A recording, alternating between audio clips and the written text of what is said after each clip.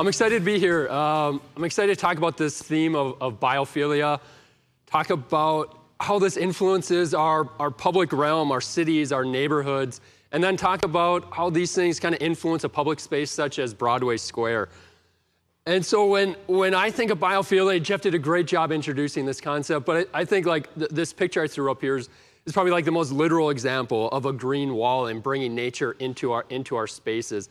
You know, I've read that like 95% plus of our time is spent indoors, in our office, at our house, or in our car. And so it makes sense we have this movement of trying to integrate nature in. And so a green wall is an example of this. Even simple things such as having natural elements, hardwood floors and natural stone in our spaces is another way that we can do this. Or even something as simple as windows and skylights to bring natural daylighting into our spaces.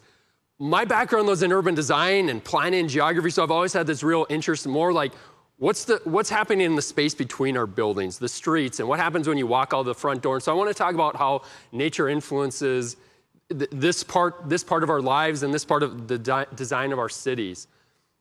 And in the urban design world that I dabble in, you hear a lot about creating a sense of place and how do we create these places that are inviting, and it's really this ambiguous term that's thrown out.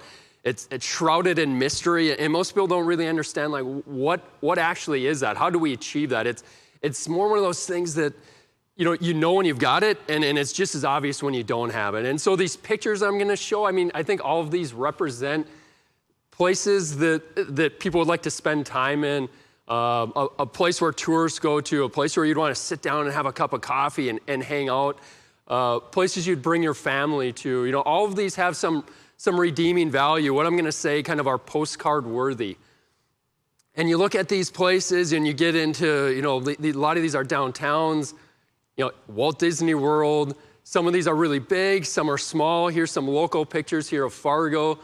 This street in Savannah is historically one of the top 10 streets in America on a perennial basis. A Dinah Country Club, and here we are in Fargo. And people look at these pictures and you kind of ask them, well, what is it? What is it about these places that make them interesting and inviting? And a lot of times if urban design is a sundae, what we focus on is the sprinkles on top. And so you'll think it's the picket fences and the old cobblestone streets, the lampposts where you'll have planters and banners hanging from them, these kind of what we call placemaking features. But the reality is what sense of place is, it's really about creating spatial enclosure. And so these graphics I have up on the screen here kind of really represent how we historically used to build our downtowns and our neighborhoods. And by bringing the buildings closer to the street and building at these height to width ratios, what happens is when you're standing on that sidewalk, because of the curvature of your eye, you're going to see more building in your peripheral than open space in the horizon. And this creates that sense of enclosure, and humans, we find this very attractive. We find these spaces inviting, and the best streets, plazas, and squares are built on these height to width ratios. Generally, the most expensive real estate in the world is built on these height to width ratios. Because what's happening here is you're creating an outdoor room, and when you define a space, it becomes a place. So this studio we're in right now, the walls define it and it becomes a studio. And if you're in your kitchen, your living room, and your office, the walls of that space define it. And that's what placemaking and sense of place really is defining a space. The opposite side of that is think when you're standing in the Walmart parking lot or alongside of the big suburban arterial roadway. These are placeless areas because you don't have that sense of place. Now, 1 to 6, that bottom one, that's typically what you're going to see in most historic, old pre-World War II neighborhoods. But those neighborhoods by themselves, or those homes by themselves, don't create that spatial enclosure. And this is why 100 years ago, we always had town planners who would plant shade trees along our trees. And you visit these old neighborhoods and we still benefit from those shade trees. And what happens is that 1 to 6 now becomes 3 outdoor rooms of 1 to 2. And we go back and we look at these pictures, and these pictures they're not consistent in terms of their geography, the architectural style, the age, the use. But what is consistent is all of these places have that redeeming value of they look attractive, they look inviting. These are places where you see people congregate.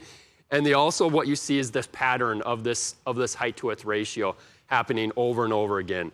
And what you'll start to notice is when you're in places that you like to spend time in, you're going to see this pattern emerge over and over again. And on the opposite, when you're in those places, the big parking lot, the busy, huge, overly wide street that you want to flee from, you're going to see that that spatial enclosure and that pattern is missing from these areas. And one of the things when people see these residential neighborhoods like this one, Savannah or Edina, is their common response is, what a beautiful street. And people look at those trees and say, I love those trees. And that's the common response, regardless of age or your background or anything about you. And the reason for that is we're hardwired to like these trees. And over tens of thousands of years, our ancestors, our forebears, started to seek out environments that provided prospect and refuge. And what this really means is the ability to see without being seen. And in these natural environments, it was just simply easier to survive. So imagine you're walking along this forest and you've got this clearing. That clearing allows you to see maybe whatever animal you're trying to hunt. The forest and the tree line, it provides you that opportunity to disguise your movement, you're somewhat camouflaged. And so that just simply makes it easier to hunt, and which made it easier to not starve to death. And so you likely would have a better chance of surviving. The opposite side of that is if there's some danger in the area, because you're able to see that danger, and you'd be able to retreat into that forest. And what's really fascinating is those people who sought out those environments tended to survive. Because of that, they had offspring. And they weren't taught this concept. I mean, these things became ingrained. It wasn't through word of mouth. And what researchers have kind of been able to conclude is we have these shared experiences, and these shared experiences get passed and ingrained into our genes and our DNA. And how they concluded that, is they take a bunch of mice, they subject them to a small shock, but right before they do that, they introduce the smell into their cage. And as one would expect, the mice start to correlate that smell with this unpleasant shock that's about to happen. But what they would look at is the future generations, the offspring of these, and these offspring, they would only introduce the smell. They wouldn't have the shock, but those mice would still have that same natural reaction, this kind of recoiling, because they deep down knew like something bad was happening. They associated with that smell. And we're obviously not hunters and gatherers anymore. But what happens is when something is no longer needed for survival, it often becomes then a source of great aesthetic satisfaction. And so we like our built environments to mimic these natural environments. We like that prospect and refuge. We like that spatial enclosure because we don't feel vulnerable. We feel more protected in that environment. The buildings themselves are symbolic of the forest. And so you have windows, you have doors, you've got these storefronts along them. Not only you can see the action happening and the people in there and the people, the things that you can shop for, but that provides that symbolic refuge. Just as you could garden in the forest for protection, those windows and doors provide that symbolic refuge of being able to have that protection. And what we need to understand is these things have evolved over tens of thousands of years, and just because over the last 100, 150, 200 years, we don't live in that same type of environment, and DoorDash brings food to our door, and we have groceries and an ample amount of food, we still naturally seek out these environments, and these things don't switch off in a generation or two. And this is the same reason why the food we're attracted to, high-fat food is, our palate is become attracted to that because we're trying to seek out food that that is high in calories so you don't starve. This is why we spend, money to upgrade your hotel to have that oceanfront view because, water and bodies of water and river are another area that we naturally sought to live in because it provided transportation and fishing and water, and it was just easier to survive. And so we naturally seek out these type of environments. The problem is we've kind of lost our way in the last 60, 70 years. And so for a number of reasons I won't get into, our streets are too wide. The setbacks in our homes are too big. The buildings themselves are low slung. And so, that 1 to 1 to 1 to 3 is that sweet spot you want to be in. And most neighborhoods now are on the edge of that. But the problem here is there's no town planner now planting trees. You can see in this picture here, it's kind of left up to the owners, and they might plant a tree, they might not. They might plant a flowering crabapple tree, but you're not planting a uniform species of tree that create that cathedral effect above you. And then we wonder, why is it that kids don't walk today? Why is it that we have such high rates of heart disease and obesity? And it isn't that we've physically changed as people, it's our environments change in a way that we simply don't want to spend time in it. We don't want to spend time walking in it. Instead, we avoid these environments by simply jumping in our car to limit our exposure to these places. The other side is that active ground floor of windows and doors and activity. And this is a lot of times what you see, tinted glass. These are what we call dead walls. And 100 feet of dead wall is enough that retail studies have shown that most people will look down that corner and say, it's not worth my time. It's not going to be fun walking down here, and I simply will not subject myself to that. And here what you see, two pictures here. On the left is what I'm going to call 2-mile-an-hour architecture.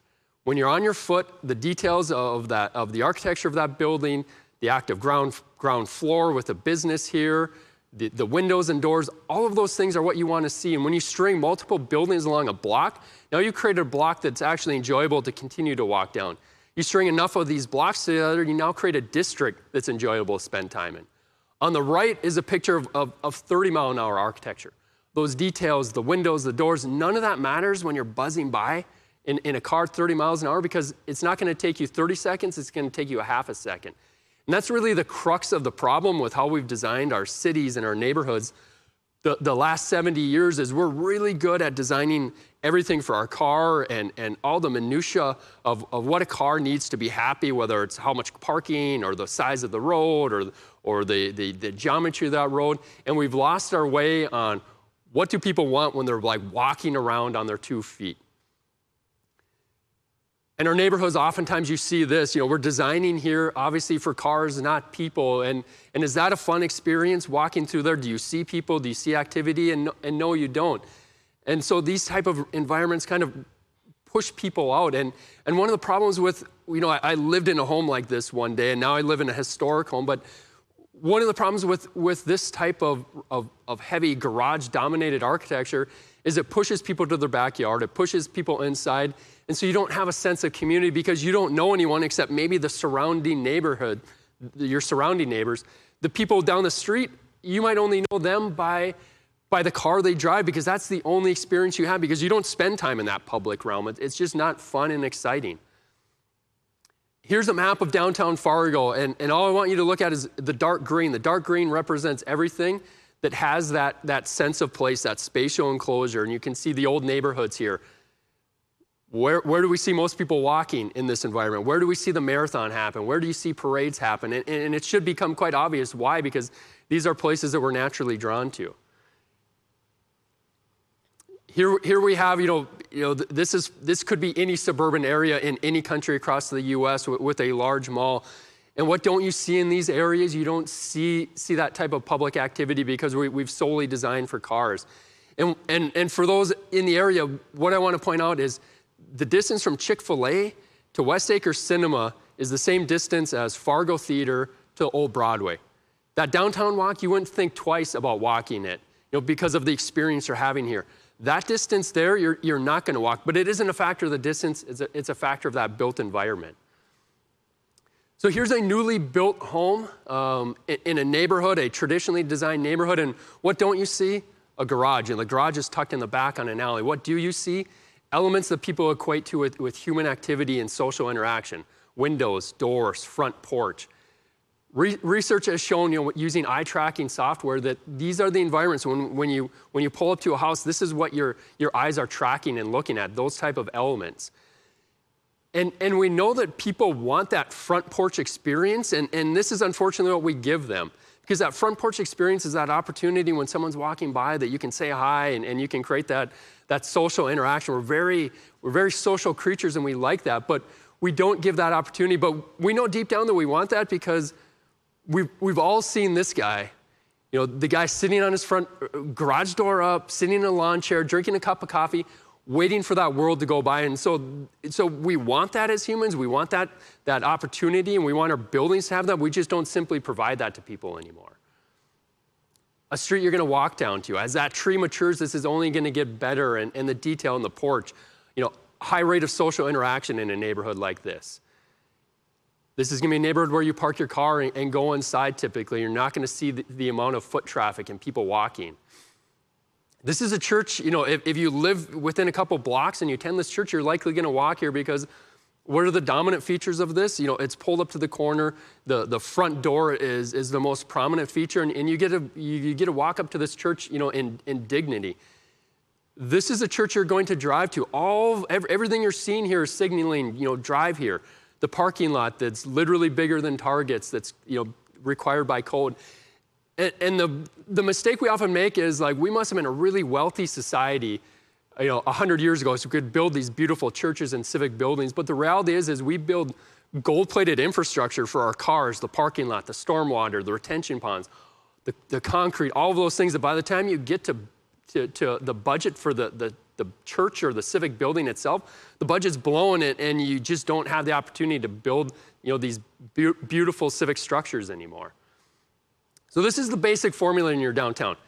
You've got a building with windows and doors and active uses, a sidewalk, parking, street. That's the formula you have to have. You can't deviate from that. That parking does two things. One, without it, the retail sales in those buildings are going to decrease at least by 50%. But when you're sitting in that cafe eating and those cars are going by, that parked cars along there provides that barrier that's both physically and psychologically makes you feel comfortable sitting there because you're separated from that traffic. Here's a common mistake. What are we missing? The doors and windows, the active ground floor, and so you're void of people spending time in here. And it isn't just old buildings and old downtowns. Here's an example of an infill project. Again, building, sidewalk, parking, street, and you see people there.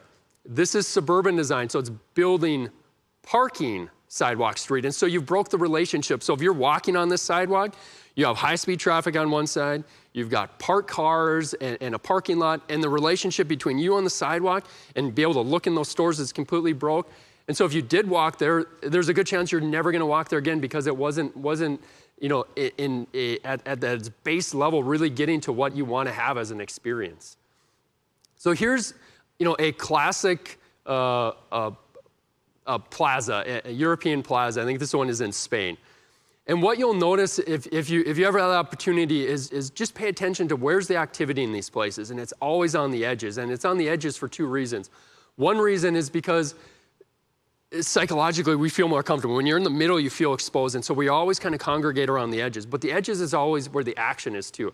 The vendors are there, the food, the retail, the shops, and so the seating always gets put there, and that's where the action is. When you have the big festival, the middle fills in, but for the most part, on a day-to-day basis, it's happening on those edges. And so we look at the old U.S. Bank, where now Broadway Square is located, and we have a number of fatal design issues with that old space. The first being there's a real lack of that spatial enclosure and that sense of place because you've got basically a parking lot. The other side of that is there is no active edges. You've got a dead wall on the one side. Across the street, you've got the old Metro Drug is another building that's completely infilled, and there's no activity, there's no windows. And in the design world, we call this leaky edges because the activity is just pouring out. There is no activation coming in, and any energy you have in there is just completely lost out of the space. Now you look at, here's the rendering of Broadway Square, and the things I want to point out is the design of Block 9 building itself. It's a 5-story building that's on a podium, and that mimics the pattern of downtown. And so you're starting to create that spatial enclosure.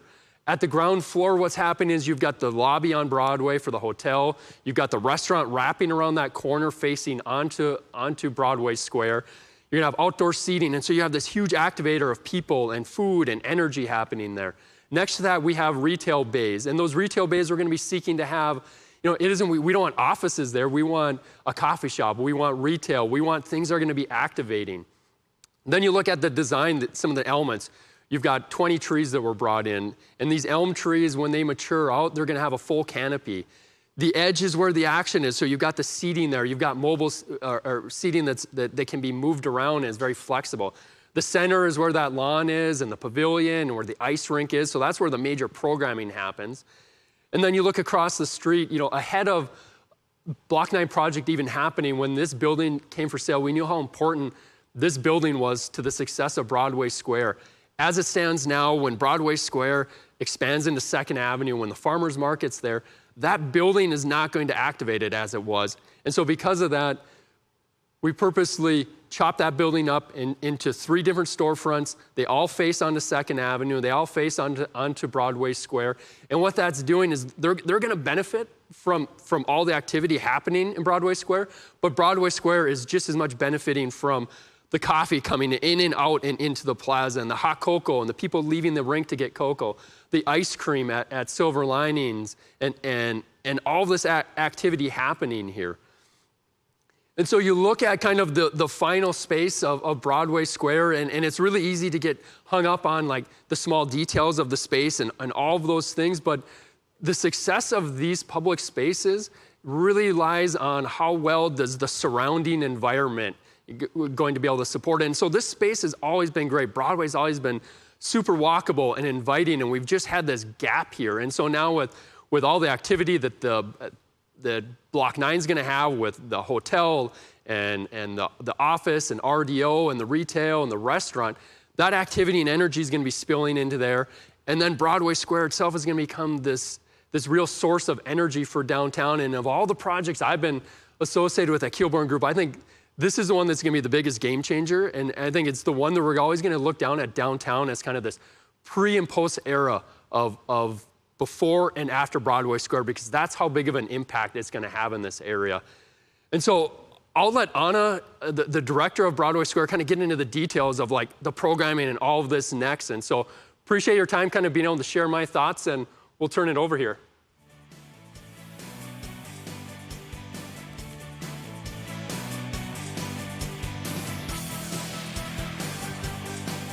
Awesome. Thank you so much, Mike. That was great.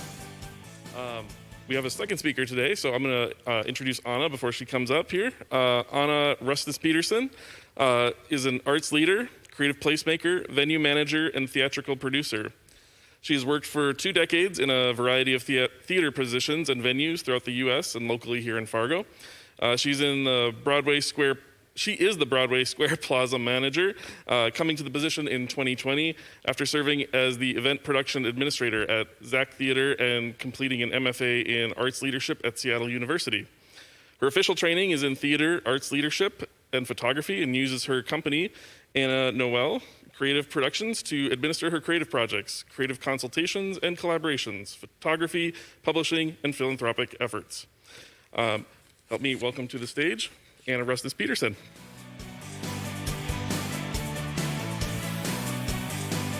Thank you. So now that Mike and the Kilbourne Group and the Block 9 partners have given us such a well-designed space, complete with select amenities and elements of nature to help guests really enjoy their experience spent in this urban park, this is where the Fargo Parks and I, with our guiding concept of placemaking, come in. We are working with the unique physical space that we've been provided and are attempting, as Mike indicated, to make it a valued place. So what I mean by this is similar to the difference between a house versus a home, a physical space versus a nurturing place where you feel at ease. My focus is on activating Broadway Square in a way that will create memorable experiences and foster engagement for our users. With the space, with nature, and with other humans. But what exactly is placemaking? Mike referred to it a little bit in his talk. According to notable scholars and industry organizations, placemaking is the process of creating quality places that people want to live, work, play, and learn in. Placemaking facilitates creative patterns of use, paying particular attention to the physical, cultural, and social identities that define a place and support its ongoing evolution. Placemaking inspires people to collectively reimagine and reinvent public spaces at the heart of every community. strengthening the connection between people and the places they share. Placemaking refers to a collaborative process by which we can shape our public realm in order to maximize that shared value. Placemaking is a multifaceted approach to the planning, design, and management of public spaces. It capitalizes on a local community's assets, inspiration, and potential with the intention of creating public spaces that promote people's health, happiness, and well-being. Placemaking is both a process and a philosophy that makes use of urban design principles. Some research shows that placemaking has, both in fact and practice, been around in some form practically forever. The concepts behind placemaking as it is defined today originated in the 1960s with groundbreaking ideas and writings of urban scholars like Jane Jacobs and William White. They wrote about designing cities that catered to people. Their works focused on the importance of vibrant, active neighborhoods, community activation, and inviting convenient public spaces. So Jacobs' work was centered around citizen ownership and street activation, while White specifically promoted the idea of social life in public spaces. The term placemaking emerged in the 1970s and was used to describe the process of creating squares, plazas, parks, streets, and even waterfronts that attract people because they are pleasurable or interesting. In 1989, with the release of his book, The Great Good Place, author Ray Oldenburg defined the concept of and coined the phrase, the third place, which you may have heard. This goes hand in hand with and can serve as a key component of placemaking efforts. The third place was introduced as the core settings of informal public life, a generic designation for a great variety of public places that host regular, voluntary, informal, and happily anticipated gatherings of individuals beyond the realms of home and work. Public places where people can gather, put aside the concerns of home and work, and hang out simply for the pleasures of good company and lively conversation. Like other placemaking spaces, they are the heart of a community's social vitality and the grassroots of a democracy. And, as Ray puts it, they will harbor individuals long before the workplace is interested in them and well after the world of work casts them aside. In importance, in claims on time and loyalty, in space allocated, and in social recognition, the ranking of third place is appropriate. So I found myself searching for my own third place when faced with creating this presentation. Typically for me, it's a park or a coffee shop where I can limit the distractions, focus on the task at hand, and general people sounds fade into kind of a background soundtrack, and I can dive into my creative projects and freelance work that also must get done, even if away from the office. But COVID kind of made my use of a third place not realistic this time around. In a society, as Mike talked about a little bit, becoming steadily more privatized with private homes, cars, computers, offices, and shopping centers, the public component of our lives is disappearing, some argue. People recognize that public life in good quality public spaces is an important part of democratic life and a full life. I feel like many of us have come to realize exactly how important these places can be in our daily lives since COVID hit, and we've been unable to fully engage and experience them on a regular basis. While there is no exact standardized definition of placemaking, and everyone's version varies slightly, the shared definition, philosophy, and process of placemaking that is generally accepted has been documented. The action and the efforts have been focused on specific communal values and goals. Placemaking is all of these things and more. It's inclusive, collaborative, engaging, synergistic, adaptive, and agile. There are a few key components that are critical ingredients of any placemaking. These include quality places with a strong and unique sense of place, or a place-based orientation that utilizes and embraces a uniqueness of place and local culture. Cross-sector collaborations and partnership, this one is huge. The strategic use of partnerships and other layered elements to really create a vibrant synergy and dynamic activations. Often these efforts are grassroots community-driven efforts that that give a sense of place, give a sense that the place belongs to everyone, which in turn then creates a sense of belonging, buy-in, and ownership from the community. This work involves experimentation, observation, and adjustment. So it's an ongoing process of analysis, creative thought, and course correction. And this is really where creativity comes into play with the adapting and the solutions that you can create. There are a few specific types of placemaking that have been named and fleshed out over the years that it is worth mentioning. Strategic placemaking, which is targeted at using the approaches of placemaking to achieve a really specific goal or goals. For example, to help create circumstances that attract job creation or income growth, for example, or to develop a more diverse workforce in a certain geographic location. These projects tend to be larger and fewer in nature, often located in targeted centers such as downtown areas. Tactile placemaking brings together tactile urbanism and an approach known as lighter, quicker, cheaper. It uses deliberate, often phased approaches to community change that begin with short-term commitments and really realistic expectations that can be started quickly and tend to be low risk. It usually includes a mix of small projects and short-term activities. You might say it's the bite-size approach to placemaking. And then finally, creative placemaking, which until this past year and my journey with Broadway Square was really the form I was most familiar with. And also given our limited time, which I will try not to go too far down the rabbit hole on. So creative placemaking emerged in 2009 with the hiring of Broadway producer Rocco Landsman as the chairman of the NEA, or the National Endowment for the Arts. His strategic determination to cobble together resources and really revitalizing the funding ecosystem for the arts. And also his notable commissioning of scholars and urban planners Ann Markison and Ann Godwin-Nicodemus to research and write an official white paper defining and directing the emerging efforts in creative placemaking. This approach deploys the arts as a powerful tool in the creation or rehabilitation of urban spaces, adding a core component of creative activities and events to standard placemaking, and leveraging artistic activities, creations, and capital to spur exponential economic growth.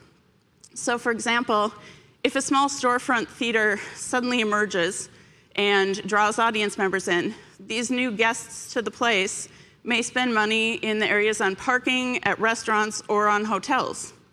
The theater itself may spend money in the immediate neighborhood, purchasing advertising, supplies, services, as well as employing local residents. So thus, economic growth and urban revitalization. This approach also has significant ties to and motivations around developing a new approach to funding the arts. It triggered the 10-year partnership of 11 top national foundations, federal agencies, and financial institutions that were united under the Arts Place Collective to fund and attempt to measure the outcomes of creative placemaking initiatives. So now you may wonder why individuals, organizations, and even the government engages in placemaking efforts. Or you may not. Hopefully you've already been able to start seeing and sensing the benefits. But in case not, here are just a few of the benefits. These places build and support the local economy exponentially. They foster social interaction and establish community connections. They promote health and well-being. They nurture and define a sense of community, really give you a place to interact with other people. They promote a sense of comfort and belonging. And they also create improved accessibility and inclusion. So this is the philosophy that is at the core or the heart of Broadway Square, to create an inclusive, vibrant, collaborative space that focuses on what makes us oh so very Fargo. It connects people and strives to authentically represent all the diverse voices in our community. This philosophy has guided and shaped decisions regarding the square's management approach, policies and procedures, its marketing and social media efforts, the shape of its sponsorships and community engagement, and the programming. So the goal for events and activities that will be produced at Broadway Square is that they are not just any events that could be presented anywhere in the US or the world and in any square or plaza. We are striving to create programming for Broadway Square that is intentional and is driven by our commitment to placemaking. The goal is to have something for everyone, serving and authentically representing all populations with our events and amenities. Our programming will focus on establishing and fostering collaborations and partnerships, on amplifying the already existing strengths present in our community, embracing our unique location and culture, and exposing our community and visitors to new knowledge, new approaches, and new perspectives. For example, Broadway Square will produce events like the Fargo Film, Food, Fashion, and Fun celebration, which we hope to develop into our signature Frostival event. This event, currently scheduled for February 27th, embraces and celebrates all things Fargo. It will include a screening of the film with trivia and celebrity messages to a Fargo audience, encourage people to dress in their most Fargo of attire, offer vendors selling classic Fargo foods, so think tater tot hot dish, Nefla soup, lefse, and lead people down Broadway on a photo scavenger hunt to collect selfies at photo displays, including items like the wood chipper, things like that. So this event is a collaboration with the CVB, Fargo Theater, North Dakota Film Society, and local restaurants. We also have 4 different movies at the Square series planned, and while some are just typical family movies in the park, we will also be offering a North Dakota Voices series that showcases films shot in North Dakota, Minnesota, featuring the talents of North Dakota, Minnesota creatives, or with other ties to our area. And our Nature of the North movie series will offer themed workshop and movie nights where they will lead a workshop on, say, trail hiking. And that activity will be followed with a movie also about hiking, maybe wild, and trail mix might be available from some of the vendors. So some of these are almost a bit like site-specific theater. Other programming plans include a Peggy Lee Day, a Fargo Tornado Anniversary Education Day, a Spring Makers Market for all our crafters who make stuff during the cold winter days and nights at home, a podcast festival, diverse cultural celebrations, including Native American Month activities, and partnering on the Homeless Memorial Day event as early as next week. So these are just a few of the examples of how the programming at Broadway Square is designed to be authentic, unique to our space, amplify our community and its strengths, and share the stories, experiences, and knowledge of our residents. It will be what sets us apart. When I first started this job, I had a lot of conversations with a lot of people to learn about their visions for the square, and they were all very different. Some people wanted the square to basically just be a park that people could rent for events, and while I did consider this, it quickly became apparent to me that the square needed to be more than just that. It needed to have a voice, a purpose, a mission of engaging and nudging our community a bit. It needed to be intentional. So while, as the media have reported, I have created a plan for the first year's programming at Broadway Square that includes over 300 events and rental activations, there is also time, critical time, where it will just be an urban park for people to hang out in, sneak away for a moment to connect with nature or friends, or read a book in the fresh air, to be that third place. And in future years, I plan to develop a diverse community programming committee to develop and recommend an expanded collection of programming. Programming by the people, for the people, community-driven. As Wendell Berry skillfully illuminates, if what we see and experience, if our country does not become real in imagination, then it never can become real to us, and we are forever divided from it. Imagination is a particularizing and a local force, native to the ground underfoot. Or put another way, through its placemaking efforts that center around authentic representation and inclusive engagement, education and the embracing of sharing stories and experiences, the fostering of an enhanced cultural appreciation, and community dialogue and exchange, grounded in inclusion, respect, and empathy. Broadway Square seeks and will work tirelessly to be the change we want to see, to help meet needs within our community, and to inspire and host conversations we recognize as being critical, and sometimes just fun, too. So, Broadway Square hopes to lead by example and create a place for everyone that offers something for everyone. We are working every day to foster a space that is vibrant, inclusive, and safe, an entity that is intentionally committing to be a collaborator and a partner and a co-producer rather than a competitor. And finally, to become a regional placemaking resource and living example of placemaking practices in action. Broadway Square is on a mission to become a true community asset. So please be sure to follow along on our Facebook, Instagram, and Twitter accounts, all of which are at Fargo Broadway Square, to stay current on all of our activities. And also stop by the square to check out our biophilia opportunities and placemaking partnerships. Thank you for your time and attention.